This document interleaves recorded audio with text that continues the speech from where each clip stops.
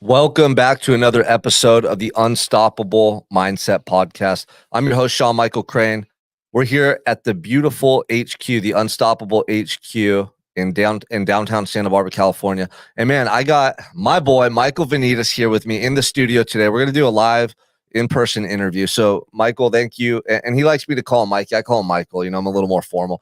But Mikey came out here from Arizona. Thank you for being here today, bro. Thank you for having me. Seriously, thank you. Yeah, so Mikey and I have been working together on a lot of stuff for the past year.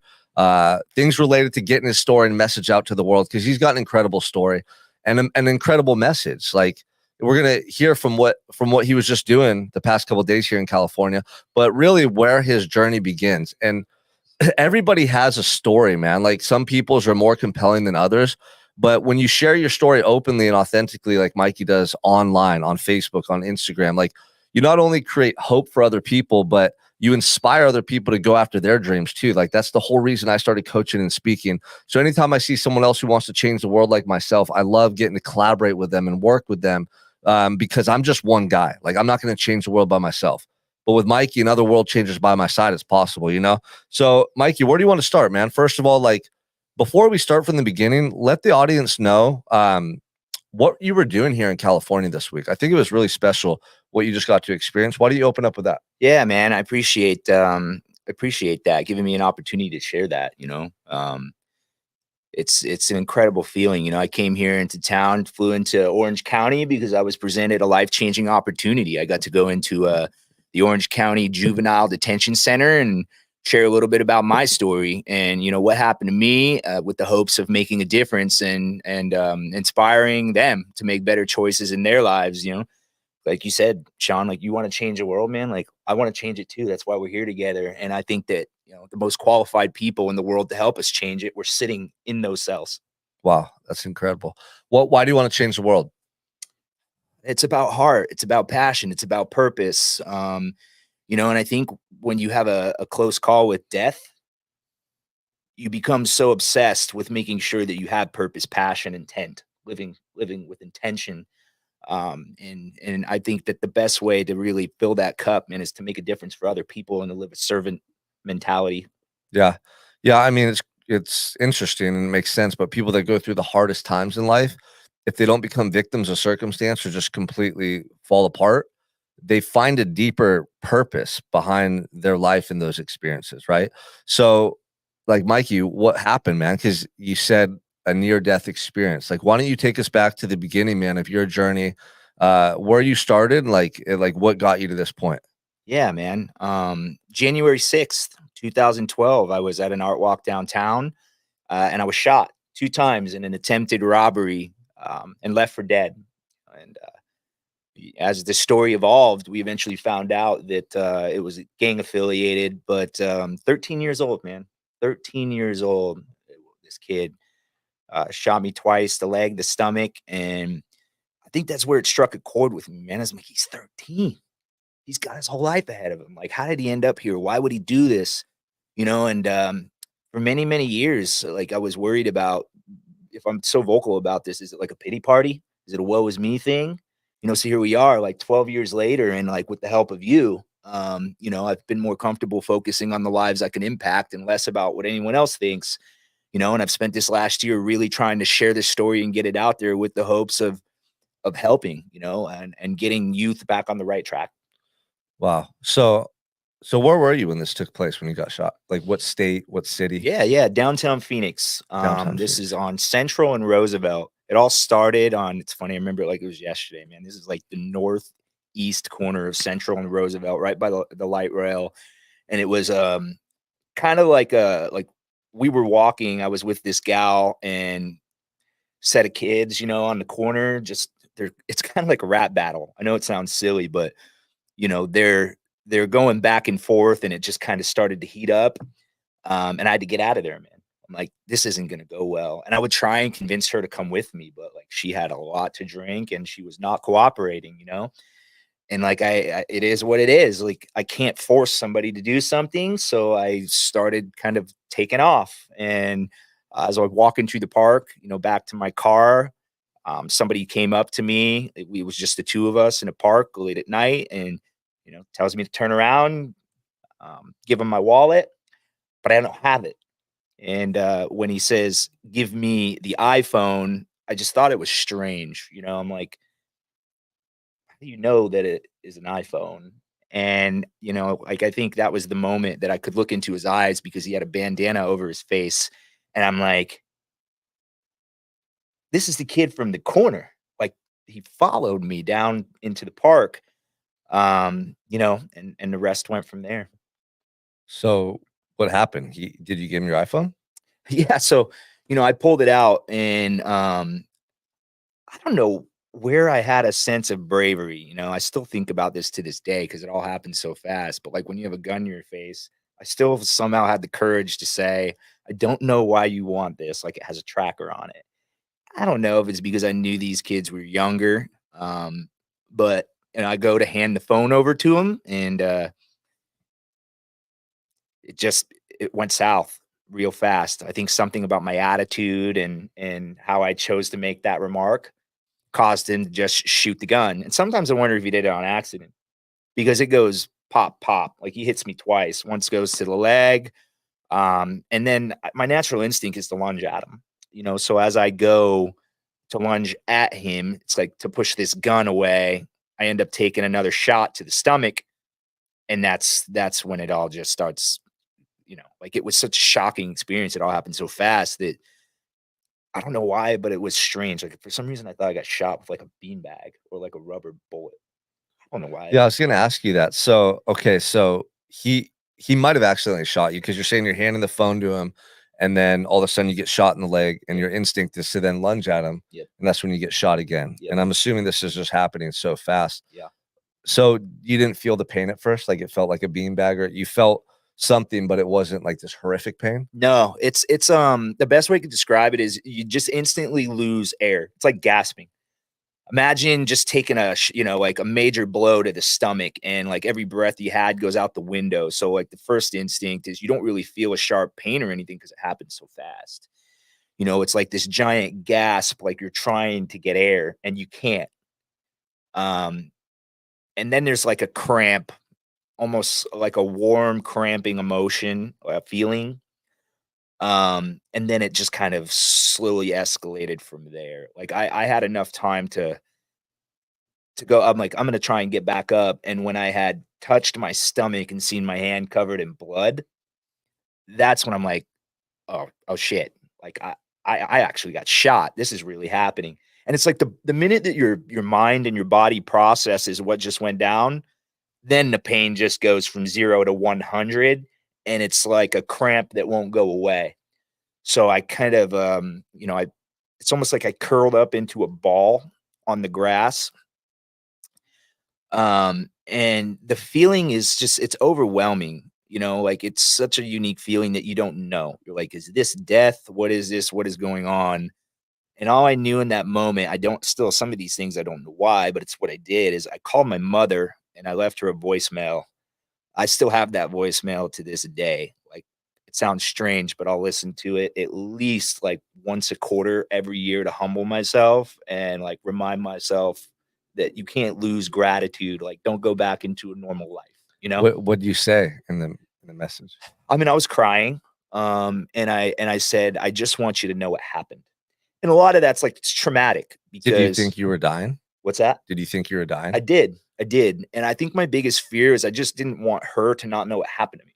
I was more concerned about passing, and her not understanding what really went down. And a lot of that came from the fact that my father died a week after my grandfather, and there still wasn't real clarity on all that. Like we knew that he had a prescription, that was potentially harmful. He was a diabetic. My grandfather had a heart attack. So there just really wasn't a lot of clarity, and the why or the how. And I just like that many guys in her life to go down like that. I just didn't want that for her. I don't know why. It was important to me in that moment. Yeah, so there's a lot to unpack here. This is crazy. So, what happened when you lunged at him and you got shot the second time? Like, did he run away? Yeah. Dude took off So, instantly and he which didn't makes take the phone. sense. I mean, 13 years old, scared, like probably didn't mean to shoot you. Yeah. It sounds like, and so I want to know, what were you, and for people listening, like, so like getting shot in a dark park and then being left and realizing that your hand's covered in blood and you've been shot multiple times. I think most people would fear that they were dying. Yeah. Like obviously you did. You called your mom, right? Absolutely. What were the thoughts you were having? Like were you thinking about anything about your life, or were you just completely in shock and survival mode? Completely in shock and survival mode. I wish that I had this crazy, powerful, passionate, compelling story of like, I thought about all the things in my life and where I was, but like the truth is it doesn't work like that. But the recovery process, waking up with tubes in your throat, Yeah, that's a so I whole want to different know about story. that. So you called your mom, left the message. You're sitting there bleeding. Were you like putting pressure on your stomach? No, I mean, I tried, but it hurt so bad Yeah. that I was more like cramping rather than trying to like hold, the Okay. wound. And so you were bleeding like a Oh yeah. lot. Who called the ambulance or the cops, or So I had left there for a long time. how long were you there on the ground for? Hours, Wow. hours. And the irony in this is that the two people that were out at the art walk that night with me and the drunk gal were the ones that found me walking home. Wow. Wild, man. Like still friends to this And day, and and they like they're called people. 911? Yeah.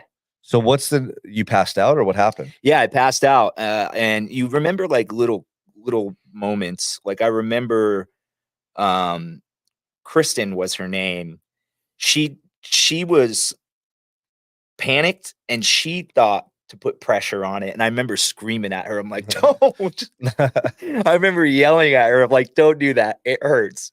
And I remember that. And then I think I passed out again. The next time I woke up, it was the ambulance, removing articles of clothing.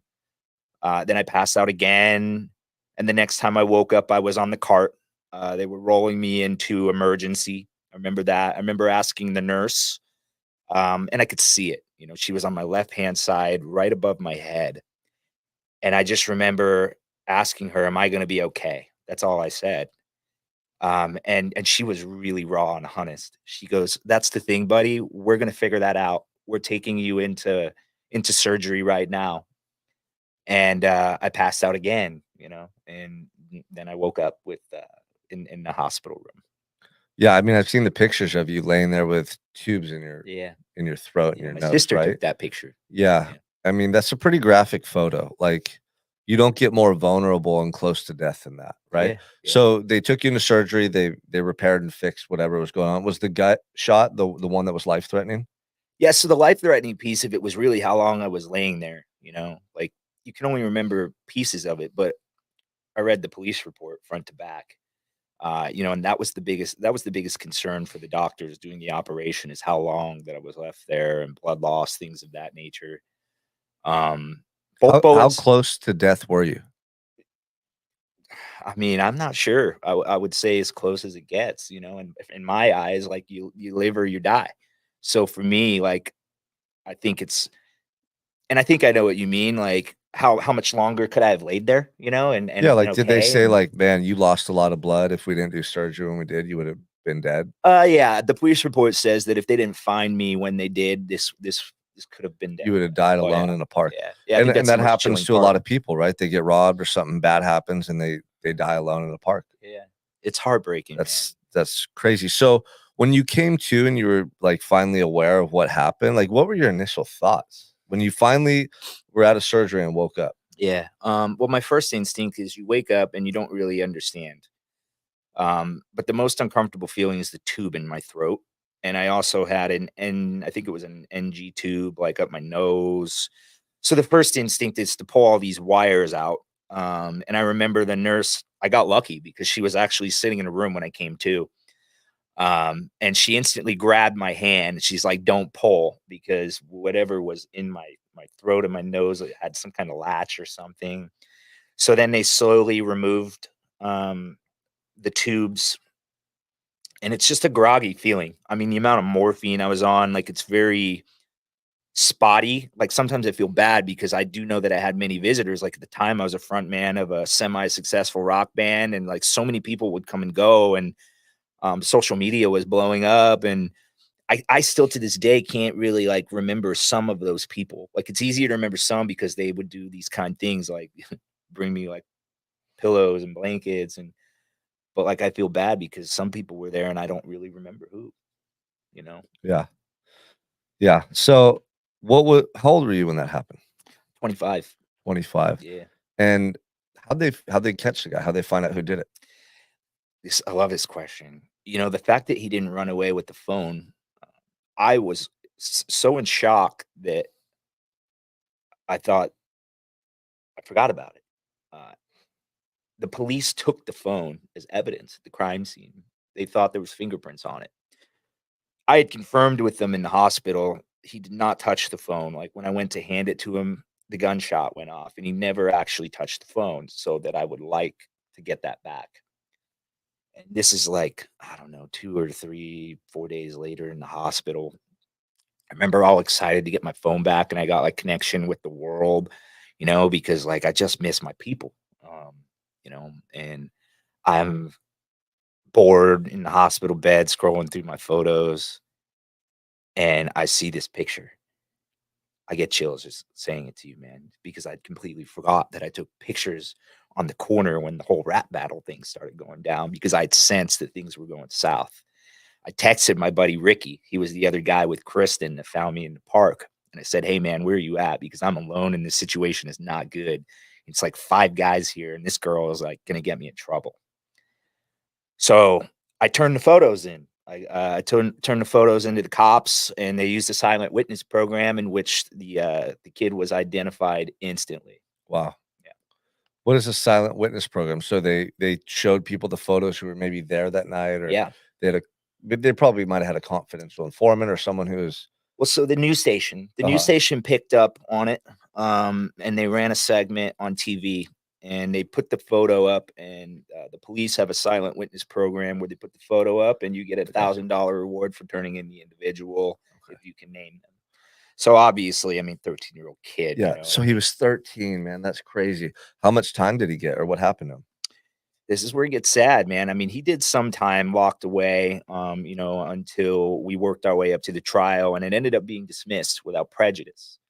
And what this means is it's like saying, "Hey, I'm not we're not he's not guilty, but we're not letting this go." Meaning if he gets in trouble again, we can bring this case back up and use it as support to try him next time. And a lot of that was because the state or court appointed like plaintiff, the person that was representing me didn't feel like we had enough evidence. What we had found out is Mary T. Hance Park, the cameras weren't operating. So we didn't have anything. It was just me and him, word versus word. And part of this is on me, because the lawyer had called me the day before we were going to court, and he said, "I need you to be able to tell me that you're 100% positive this is the man that shot you." And I said, like, "I'm an integrity guy. Like, I'm telling you this is the guy that shot me, but I'm not going to tell you 100%. I'll tell you 99." I'm like, "This kid's 13 years old, and you're telling me that the way that I answer this question right now defines the future of his entire life. Like, what if I am wrong? Damn, You that's know, you crazy. can't put that on me like he had a bandana over his That's head." crazy though, that perspective. Like this guy literally almost took your life, Yeah, and now you're put in a position where you can take his life. right. You can say one thing that could put him away for 20, 30 years. That's I right. mean, the fact that he was 13, that was on his side. Like a lot of times juveniles, they get juvenile life, which is to 25, I believe. Yeah, yeah, I learned that yesterday. But kids that go into Y at 13, the statistics are not good. They don't come out and thrive typically. Right. Growing up in that environment for your adolescence, right? Yeah, yeah. So, have you heard about this kid since then or what's happened to him? No, man, I look him up every day. I did call victim services in Maricopa County, asked if there was a way that I can, run his name through the system, see if he ever got in trouble again, because it's a fear that I sleep with. I go to bed and I wonder, like, the fact that I wasn't willing to say 100% he got away with it. Yeah, Did like, did anyone he else get commit hurt? more crimes? Is that Yeah. on me? Do I need to carry that weight? And then I also say, like, maybe he learned a lesson that day, like, because 'cause I'm totally cool with being the expense if he corrected his life and he's doing greater, bigger things, like, Yeah. Yeah, so how did that affect your life? Like, what changed in your life after you got shot? oh, man, it's the best thing that ever happened to me, Sean. Like, everything that I have today, my gratitude, my appreciation, where I sit today, successfully in business, my wife, everything. I can visualize it right back to that moment in time. And like I will commonly tell people, knowing what I know today and how I can like visualize it back to that moment in time, I would gladly repeat it again. Like Wow. I would totally take 2 more bullets if I knew it was gonna do for me what that's done for me today. Yeah, isn't that crazy? I mean, and people when they're going through adversity don't typically recognize this, but oftentimes the most difficult things you go through turn out to be the biggest blessings. They really are, man. I And believe that usually it's in hindsight. Like, how long did it take you to have that perspective? Was it instant or did it take time? it took time. Like, For sure it were took you time. mad and pissed off at first? I don't think I was ever mad and pissed off. Being a frontman of a band and having like that many people on me in a spotlight, like I knew I had the ability to make a difference. And I thought that it was important to teach the world that forgiveness is essential. I'm not saying you have to forget bad things that happen, but don't forgive for other people, forgive for you, so that you can have a lighter soul and you can really inspire and do something for the greater good. So I think, I got over it pretty fast. I mean, before I kind of ended my musical career, I went to a buddy and I had to record one more song, and it was a song I wrote to him. Wow. And I never published it, man. It's not on iTunes with the rest of my music. It sits on SoundCloud, and it is a letter to him for what he did, and it was all about, like I forgive you. We're good. And that was the last song I ever wrote before I closed that door and took kind of a 180 in my career. Wow, that's amazing. So, what you left music after that? You stopped producing music? Yeah, yeah. Why? When you have a dance with death like that, you take time so much more seriously. Mhm. And I don't know why I just worked it backwards to like, man, I'm trying to build a dream and a career with like 4 other individuals, and I have to be extremely reliant upon 4 other individuals. Yeah. In the music industry, I too, like it's not a knock on it, but I think it's filled with a lot of acquaintances, not like true genuine friendships. Mhm. And I love so many people that I met from that era, like of my life, and I appreciated it. But I just felt like it was time to do something more meaningful, where I had more control, and just it was just time to make a change with like a new appreciation for life. Yeah. I mean, I can understand why you talk about gratitude so much. Yeah, Like your life was almost taken from you, you that's know? right. And I can relate to that because I know what it's like to have everything taken away. What Absolutely. are some of the major learning lessons that you derive from that experience that have shaped your life to this day and helped you? Like, and what would you share with the audience? Like, give some context or some substance behind what those lessons were. And maybe it was a shift in your perspective or just how you live your life. But I'd like to know what were the main ones. Yeah, I mean, there's so many things that I'd love to share about this, but I think the first thing is that I'm an analytical person. I was very creative, like in my music years, but as I shifted into more of like a business mindset, I became more analytical, and I've always tried to like generate this equation for life, a formula, so that other people could repeat the things that I did, so that they could benefit from it, right? Like you try to turn it into a lesson for people. Mhm. And the best way that I could describe it is that hardship creates character. Character creates opportunity. It's a chance. Character was created, right, like through the recovery process for me. And the gym was a big thing, like laying in the hospital bed for a long time. It was hard, and at that time, like Yeah. Did you have any lingering health issues? I did, man, like for months. Like I was in a wheelchair for a while. I like one of my first goals was just to take the walker to the mailbox because I was in recovery at my mom's house. And I just wanted to get the mail for her. It was like my first way of saying thank you. I'm gonna do something for you. Yeah. I love that. Yeah, just a little tiny thing, and then it was like baby steps. Like you gotta kind of get a momentum and and go from there, Like the first I used to run a 3 mile trail hike at Thunderbird Mountain, and I can't do that anymore. So then like I tried to just my goal was just to get to the top with my cane. I remember though, like those little moments, but the rebound was the hardship, and that's when the character was built. And I wasn't perfect, man. Like I want that to be clear. It's not easy. Like you don't just wake up and get better. Like that year, man, I got my first, I got a DUI. Like I got a criminal record. I'd always been like a straight A student, good kid, So that was a like a big deal for me. Mhm. You know, I broke my foot like getting wasted on a stripper pole like on my birthday. I'm not embarrassed. Like we do stupid things, but like stupid things is where you learn. And when you learn, you know, and you have hardship, character is made. And character is what led me to the founders of Rhino Strategic Solution. Like they believed in me, they gave me a chance. And because, you know, character earned me a chance, like I had mentors, I had a circle, you know? Yeah. Yeah, I wanna talk about that real quick because there's people listening right now that aren't where they wanna be at in life, and you don't have to get shot like Michael did or That's right. go to prison like I did to change. That's right. But where you're at, like, recognize that that could be a stepping stone to where you wanna be in life. You don't ever just wake up and have your dream life. You gotta earn it. You gotta work towards it, That's right? right. So wherever you're at right now, do what's in front of you to the best of your ability, and I always tell people this: give your best effort and have your best attitude. And if you do that every day, I don't care if you're working at 7-Eleven, you never know who's watching you and what opportunities you're creating That's right. because of your character, like Michael just shared. And that's everything. I think people, when they find themselves in a low spot in life, they make it worse because they have a poor attitude and they don't give their best That's effort. right. And dude, I'm telling you, you don't know who's watching you.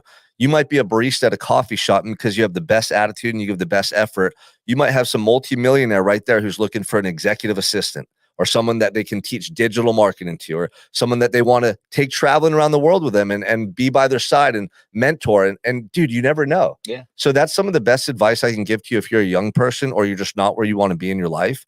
Look at where you're at right now as an opportunity to get to where you want to go and make sure you're maximizing every day. That's right. Right. So you came out of that experience with that perspective. Like you were humbled a little bit, it sounds like, but then you were immensely grateful and you thought more about your life and how you were spending every day, That's right. which is key. Like, does this serve me? Is this what I want to keep doing? Or is there maybe more for me out there? Do I need to make a change? That's right. And then so talk about your relationship with Cristiano, working for Rhino. Like you got to do some incredible things. Yeah. Yeah. I mean, to say I'm blessed is an understatement. Um, you know, they're incredible people. And the way that I will commonly, you know, describe working for them is like they believe in people more than people believe in themselves. And they're not willing to waver. Like there are high standards and expectations and but they believe in you and they support you every step of the way. I mean, like I'll work all day and all night, you know, but here's the thing is like if I had a question, I mean, Anna would take a call at 11 at night. Like she's like, I'm with you every step of the way. Like you're gonna do this, you're gonna grow, you're gonna become great, you're gonna do the work, but I'll guide you, I'll support you, you know? Yeah. And just for clarity, share with the audience, like, Rhino, like, what does that company do? Yeah, Like, yeah, yeah. like how successful are they? Like what do they specialize in? Yeah, I appreciate you saying that. Rhino Strategic Solutions is a digital marketing company for the home services. It was founded in 2008. You know, I think we were maybe about 1 million at the time. And over the course of 12 years, man, we took it up to 25-ish million and sold to private equity last year. And it's not to exit, it's to expedite. So we're all just trying to take this thing to the next level and do special, amazing things. Dude, that's awesome. Yeah. I love that. It's no coincidence that you've created these opportunities because you changed first. Most people don't recognize this. Like you said earlier, character building. That's right. That's why I made that comment about like wherever you're at right now, look at it as an opportunity because you're building character. When you build character and you change who you are, you change the way the world looks at you. That's You right. change the opportunities that come into your life. Like the law of attraction is a real thing. Oh yeah. It is. And anybody out there that doesn't have the results that they want, it's because you're not the right person. So what do you have to change? What habits, what environment, what relationships? You got to make a change in the beginning to create a different outcome down the road. And so let's use this as a segue to like where you're going, Mikey. Right now you've been successful at Rhino. Yeah. You built some relationships with some amazing people, and we have a lot of mutual friends and acquaintances, right? In business, in the home service space, because Unstoppable, my coaching program, is like, the sought after personal development program for business owners in the home service space. Right. It just happened. Like Michael and I connected on Facebook. Yeah. This is the power of social media, Yeah. sharing content, sharing our stories, sharing our messages. And here's an example of how what I just said is true. Like you become a certain person, you create opportunities. If I hadn't been sharing my story for so long on social media and been vulnerable and open and honest and developed my skill set and got more articulate over time, Mikey wouldn't have looked at me as someone who is valuable or that he wanted to get to know. He wouldn't have looked at me and thought, man, maybe Sean can help me share my story or teach me some of the things that have worked with him for him on social media. But that's what happened, right? That is right. That's exactly what And now you're here in Santa Barbara doing a podcast, and like, dude, all this sudden stuff starts happening. He was just speaking to juveniles yesterday. Like, he flew out here because there was a mutual acquaintance that I was able to connect him with that got him into the juvenile hall, that got him sharing his story, that got him sharing his message. So for those of you that want to speak or you want to get out there to the world and share your message, whatever you want to do, like you're like Mikey and I, and you have a heart to serve, dude, start the process now. Build those relationships, get your message out there, and use social media to tell your story. So many people want like these perfect reels, or they're scared to tell their truth. Just start the process. Like, what would you say about that? Because that's where you're at on your journey. You're starting the process. You're super authentic. You're super open. Was it scary for you to start talking about being shot or putting yourself out there and being more vulnerable? Yeah. Yeah. Yeah, for sure, man. I mean, I worried a lot about what people thought. I mean, you got to think about it, right? Like, as front man of a rock band, like, what people thought was everything. Like, my success was built upon like their acceptance, like whether or not they liked my music or thought we were entertaining. And, so it was a habit. And I mean, I never wanted to be the pity party guy. Woe is me, like, so I didn't talk about it. Like, I didn't want to make this big deal about it. My rule was that every year on the anniversary, I would make a post about it, because I wanted to stay humble and remember what happened to me, because I just don't want to go back to taking life for granted, and our connection, you and I mean, I think it's one of the greatest lessons you ever taught me, Sean, is, man, stop worrying about the rest of the world and focus on the people that need you right now. Like, how many people get shot 2 times? Like, how much do you really care about making a difference? And ever since we had that conversation, I said, man, like, I've spent the last 10 years actually being selfish when I didn't really look at it that way. And man, the minute, like, when you hear what Sean is saying, like, the minute you just go out there and you start speaking your truth and you start sharing your stories and you stop worrying about what people think, and you're coming from the right place, I mean, the amount of opportunity and the doors that open, like, to have an experience to walk into Orange County Juvenile Detention Center and be able to impact that many lives, for the greater good, was a life experience that I will never forget. Uh, like, a top experience of my entire life. And that would have never happened, like, if I didn't go and share, my story, or be more open and more comfortable about the things that I have to say. Like, the opportunity, it 10x's when you're vocal and you're open and you speak your truth. Yeah. And I think people's biggest fear is being judged by others and what they're going to think of them. Yeah. One of the biggest fears, imagine living your whole life scared of what people are thinking of you and going to say. And then you just realize you're dying and you look back at all the shit you didn't do. And you realize there was this version of yourself that you wanted to be. Like, we've Googled it before. And the biggest regret people have on their deathbed is that they wish they had lived a life based on who they wanted to be, That's not to appease other people. Like, imagine that. Imagine you're dying and you have a moment of clarity where you think about your life and you're like, oh my gosh, this wasn't the life I wanted to live. Yeah. And it was just because you were scared of other people and what they thought of you. It's Like, everyone on this planet right now in 100 and some odd years is going to be dead. And there's going to be all new people populating the earth. I saw this clip the other day and it was like Sylvester Stallone talking. And he's like, that house you live in, another family's going to live there. That car that you drive that you love so much, someone else is going to drive that car. Yeah. Right? Like, every aspect of your life, all the material items and the things that you possess right now, other people are going to own them. That's right. And all that we have left is like what we did in this time. And if we were able to leave a legacy for other people to remember us by. So that's why Mikey's here. Cause dude, I want to live the ultimate life. I want people to remember the things I did and what I stood for.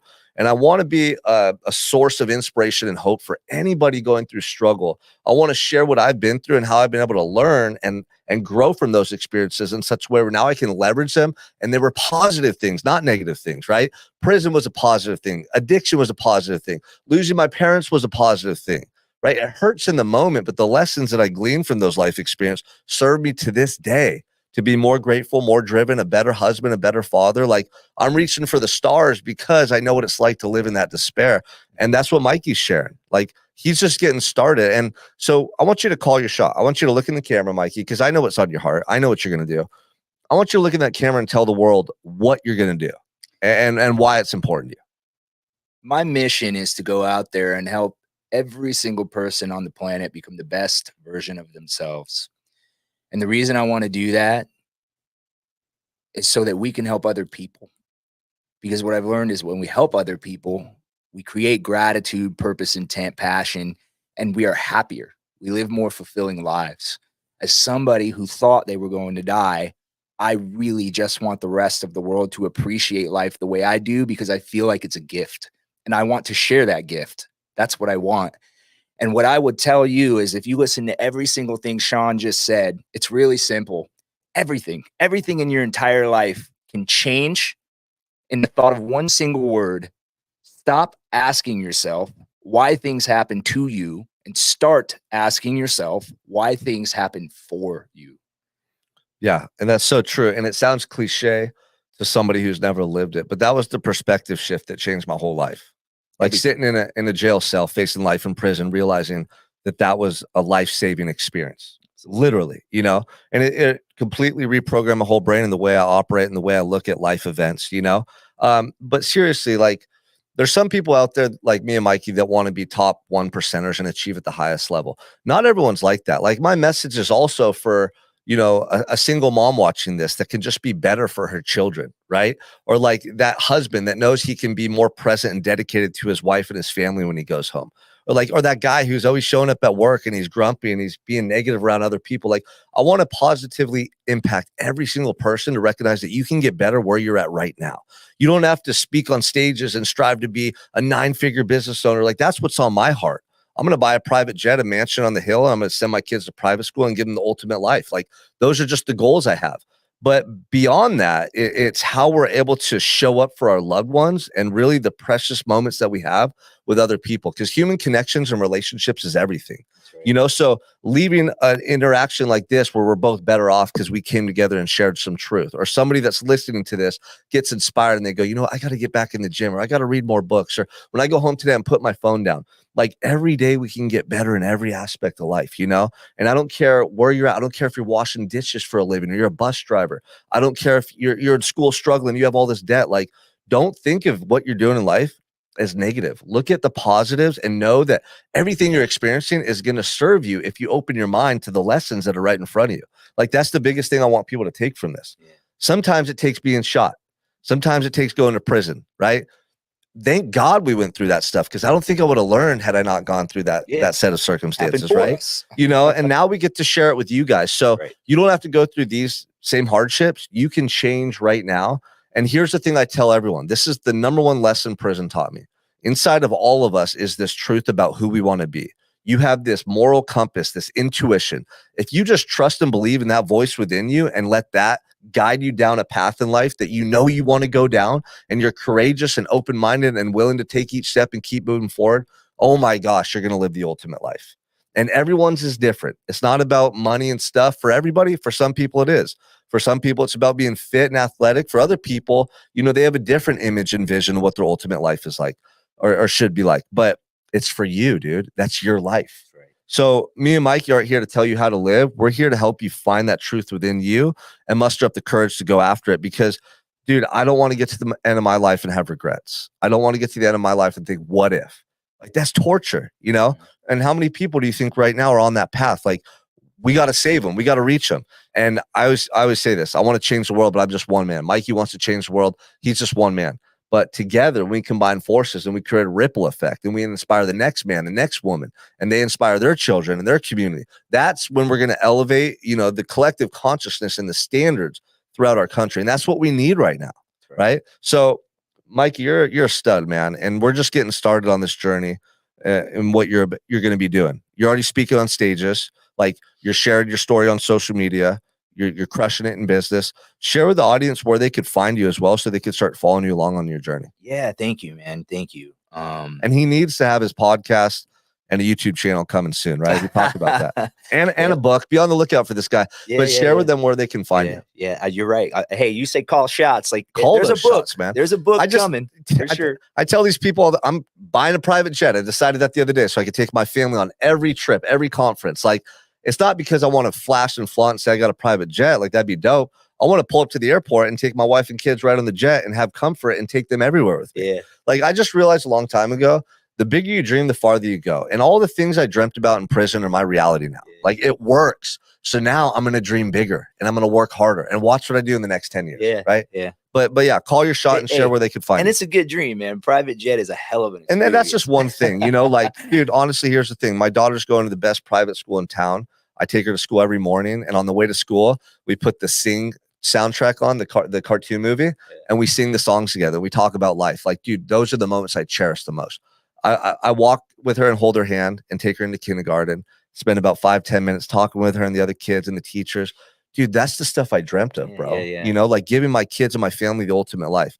So the jet, the school, the home, those are things, but it's about the impact and like literally the experiences we have. Like, that's why we start this journey, so that there's no limitations. And if I wanted to send her to a different school, I could. If I wanted to homeschool her, I could. If I wanted to move to New York or Maui or Taiwan, I could. Like, I don't want to live in a world of limitations, but most people's limitations are here, bro. It is. I mean, listen, like you don't count your dollars on your deathbed. That's the thing that I constantly say to everybody, right? The gift that I had is like, I thought I was dying and I didn't think about money, you know, like it's a tool, and the things that you want to do and accomplish in your life, it's a tool, but it's the purpose, the heart, the passion, the emotions, the feelings, the amazing things you're describing that really matter. I never want to be someone that makes excuses, and I never want to be someone to say, oh, I can't afford that. Like, I heard that growing up, and I look at other men, and I talk to a lot of men every day who want coaching or they want to level up and grow in their life. And when it comes time to make a commitment, they say, oh, I can't afford that. Like, I never want to say those fucking words. I never want to tell my kids, oh, we can't do that. We can't afford that. Like, no, like, if you earn it, yeah, you can have it. You got to work hard for it. I'm going to teach them how to achieve in life. But I'm never going to be someone that lets money stop me from creating real opportunities and impact. That's how I got here, man. Like, I got out of prison with $200 to my name. And I found ways to invest in myself. I found ways to hire coaches and get in the right rooms. Like, I'm never going to be one of those guys that live in a world of limitations, whether it's my own excuses, money, time, all this BS, you know, like, you got to find a way to win, and you got to find a way to move towards the life you want. Never backwards, never stagnant. Yeah. I mean, listen, I have to say, guys, like I what I had learned when we built Rhino over the last 12 years is that I love building people. I realized in my heart that Rhino is so great, and what we're able to do is so great because of the people that work within the company. You know, 100+ employees that are passionate, and they're incredible because we do things for the right reasons, and we build people and believe in them the same way the founders believed in me, you know. So that's where my passion is, and that's why I want to get out there. I live my life on the record. Like, I just want to take it beyond the walls of Rhino, you know, the mission of Rhino, to give back, to do the right thing, you know. Like, I want that to carry on far beyond, you know, a digital marketing agency. And, you know, I want to change the world for the right reasons. So please follow me. Facebook is where I do the majority of my stuff. I put everything, like stories all day, post all day, Instagram, LinkedIn, TikTok, you name it. Like, I'm everywhere. Just look me up, Mike Venidis. There's only one Venidis, and I want to be there. I want to be with you. I want to help you, and I want to inspire you. And I just want you to live and live with heart. Yeah, I love that. It sounds like Venidis. I always call him Michael Venidis. It's Michael Venidis, Mikey Venidis. We'll put his name in the description and tag you and all this stuff, man.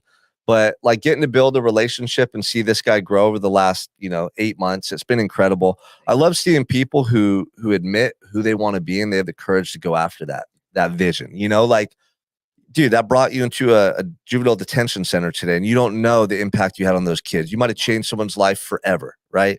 And it's because you're being courageous and you're following that path in your heart that you're being called to take. So, any last words? Any like, you just shared a really good message, but anything else you want to share before we cap this episode? Well, for the kids, man, I want the world to know, like, I saw it with my own eyes. They want help. They want to change. You know, there's so many people in there that need us. They need the best version of us, you know, and that's why it's important to really, really lean into these things that Sean and I are trying to teach you guys. But the only message I have is a message of gratitude, and it's to you. I just want to say thank you for believing in me and thinking that I have a message worth sharing on your podcast. And it's been an honor and a pleasure to be here, and I'm grateful for you. Dude, absolutely, brother. Got a lot of love for you. And this is just the beginning.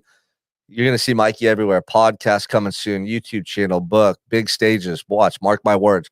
So, you guys, if this episode was valuable for you, whether you're seeing it on social media platforms, YouTube, or listening to the audio version, share it with somebody. Share it with somebody who thinks that their life's so horrible, right? Mikey was shot. I was facing life in prison. We're here to tell the story. Like, it doesn't matter what you go through, it's how you react to these life circumstances that dictate who you become and really the life you're going to live. And I'm here to tell you that all the tough times you've gone through can actually serve and help you if you're able to change your perspective like we've been able to. So keep following us. Watch our content on social media and share it with other people, man, because like we need other people to be inspired and know that they're fully capable to achieve at a high level. And they need to hear these messages from people who have done it so they have that proof, right? So thank you guys for following and supporting. Give Mikey a follow as well, and we'll catch you soon.